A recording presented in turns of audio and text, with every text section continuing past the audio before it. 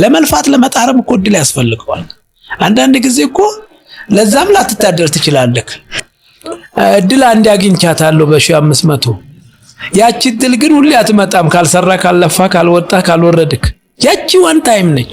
ቅድም ነግሬያቸዋለሁ 1500 ላይ ያቺን ቀን እድል ሆነ አገኘ። ሌሎቹን ግን ያመጣኋቸው ትሩ ሃርድ ወርክ ነው። እለፋለሁ ወጣለሁ ወርዳለሁ እድሌ ነው እንጂ ይላል።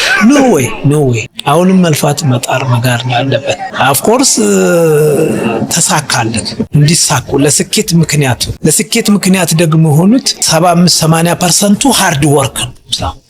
ሃርድ ወርክ ማይክሮ ሰከንድ $1 ሚሊዮን ኃይሌን አሳጥቶታል ቢባል እውነት አይመስልም። ማይክሮ ሰከንድ ምን እንደሆነ ታውቃላችሁ? 37 ማይክሮ ሰከንድ ወይ something around 1996 ላይ ሆላንድ 1 ማይል ሬከርድ ለመስበር under 8 minutes ግቡ ተባለ። አወዝ ነው ጀስት በቃ ፑሽንግ እያደረኩ ነው። በእውነት በጣም በተለይ የመጨረሻው ላስት ላፕ ኦፍ ኮርስ ከመጀመሪያዎቹ እንትን አስተማማኝ በሆነ መሄድ ነበረብኝ እና እንዲ ክሮስ በቃ አይቼዋለሁ እኮ ከ8 ደቂቃ 7:50 ምናምን ላይ ነው ያለው። እንዲ ክሮስ በቃ እንዲ ሳደርግ 8 ደቂቃ ከ00 ምናምን እንዴት ይሆናል በእናታችሁ? $1 ሚሊዮን ታሪክ እኮ 120 ሚሊዮን ብር ነው አይደል? በጣም ያናድዳል።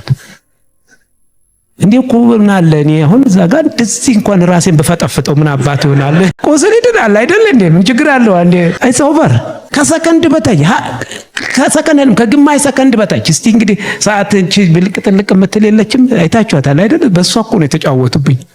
እንደውም ምን አልኩ መሰላችሁ? መቼስ እኔ በመሆኔ ወዲያውኑ ተመለስኩ። ሰዓቱን የሆነ ነገር አድርገውት ይሁን እንዴ አልኩና በቃ ይሄው የኛ እንግዲህ የደካማነን ነገር ያው ኔቨር ጊቭ አፕ የሚለው ዊዝደም ነው። በቃ ያው ሞክር እምቢ ካለህ ሞክር ነው። ጊቭ አፕ የሚለን የጋ ያለው በቃ እንደውም የሚቆጨን ነገር ያልሞከርነው ነገር ካለ ነው።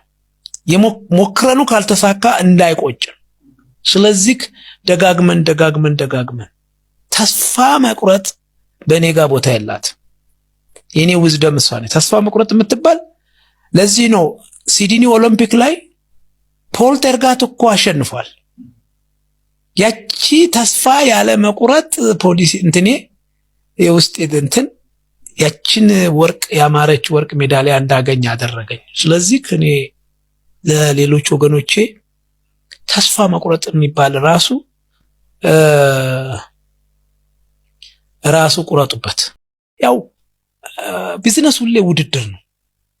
ውድድሩ ቀላል ውድድር አይደለም ዓለም ላይ ያለው። ልክ እኔ አሁን አትሌቲክስ ላይ ከገጠመኝም ውድድር በጣም ከፍተኛው አትሌቲክስ እንደውም ናቲንግ።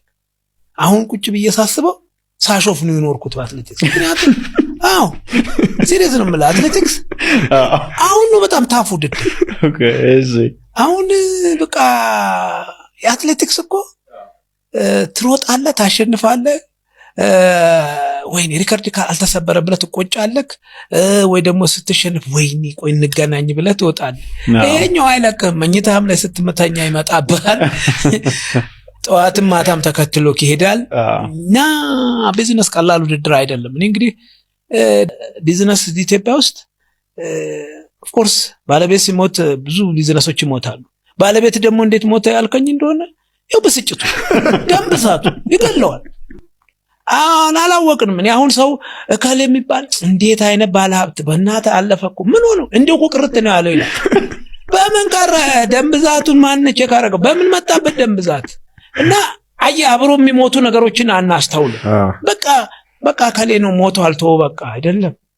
ሺህ ሰዎችን እኮ ከኋላው ትቶ ነው የሚሞተው።